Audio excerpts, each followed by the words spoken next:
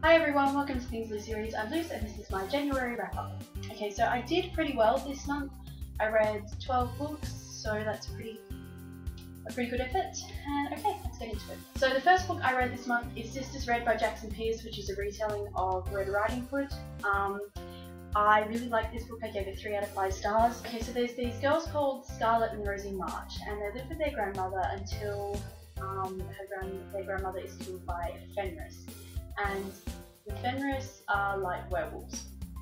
And so they kind of grow up being hunters and hunting these wolves so that they can't kill, more people. And in the attack that killed the grandmother, Scarlet was very badly injured and now she has like scars all over her face and she lost one of her eyes.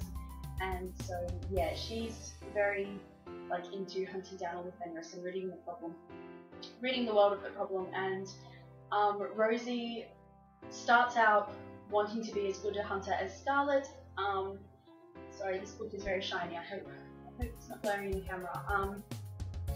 Yeah, starts out wanting to be a really good hunter just like Scarlet, but then kind of also wants to have her own life as well that doesn't always involve hunting. So that creates a bit of tension between the sisters.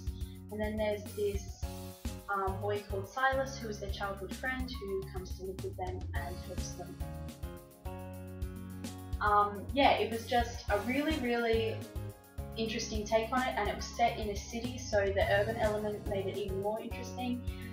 And yeah, there was nothing specifically that made me not like it. 3.5 stars is a decent rating, and I did really enjoy it. It's just that it took me quite a long time to read, and that's because it didn't really grab me. It was very good and I really enjoyed it, but I didn't really want to, there was none of that when you have to put it down, all you can think about is picking it up again. I didn't really have that. So yeah, but it was really good and I would really recommend it because it is just such an interesting take on the tale. And also this cover is beautiful. The next book I've read is Young Avengers Ultimate Collection by Alan Heinberg and Jim Cheung.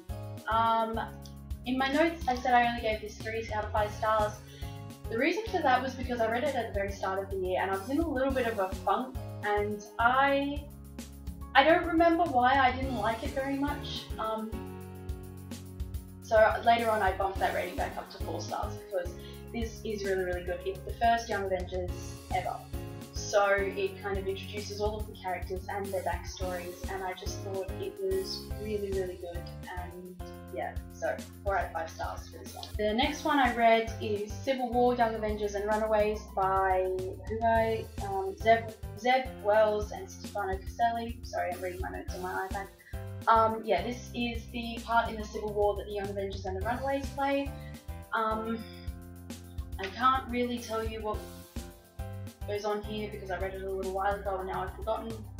But yeah, I read it without knowing absolutely anything about the Civil War, but it kind of does introduce it does set the scene. There's a bit of backstory about the Civil War and how it started and what side the Young Avengers are on and stuff like that. And yeah, I thought this was just really enjoyable and I gave it 4 out of 5 stars. The next book I read I can't actually show you because I borrowed it from the library, and that was Volume 1 of the New 52 Green Lantern series, and it's called The Ring Bearers, which I gave 4 out of 5 stars. That was pretty good. I haven't seen the Green Lantern movie, I know nothing about the Green Lantern, but I really enjoyed it. There's these rings that each lantern has, and all of a sudden they go missing and they kind of congregate around this guy, Kyle I think is his name, who's the Green Lantern. And so he kind of teams up with some other lanterns to find out who's been stealing the rings and why they've gone to, why he's been framed and stuff like that. And it was really interesting. My library doesn't actually have the others in the series. They've got 5 Green Lantern graphic novels, but they're volume 1 in separate series, so that's really annoying. So I do want to read the rest, but I think I'll just request them from the library. I won't actually buy them myself. Yeah, but it was pretty good, and I gave it 4 stars. The next book that I read is Charioteer by Mary Renault, which I read because of my friend Joanna. She pestered me and pestered me and pestered me to read this so I read it, and it's about this guy called Laurie who was injured in World War II, and it's about his time in the hospital, and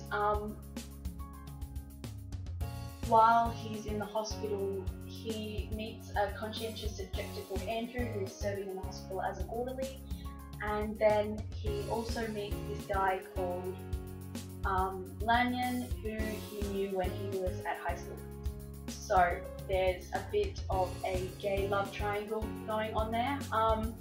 It was really, really good. Mary Renault is a fantastic writer, and I just cared for every single character. Yeah, I would really, really recommend this if you're into historical fiction, especially World War II historical fiction, or if you're into queer literature, because it was really, really good, and I really enjoyed it.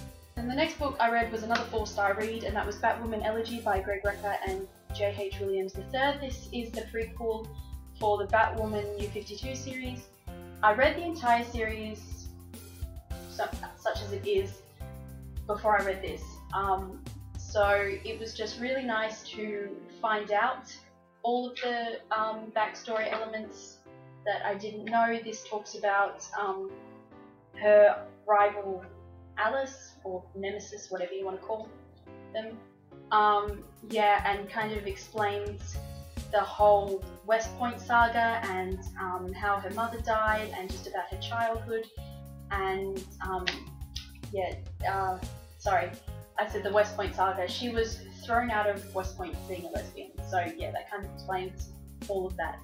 Yeah, and it was really good. You don't actually need this to read the rest of the series. You can follow on pretty well without it, and certain things are explained as they're needed, but it was nice just to have all of the backstory in one book and to read it in one go. And then the next book that I read is a book by my friend Alison, and it's called Long Macchiatos and Monsters, which I got an e-arc from NetGalley of.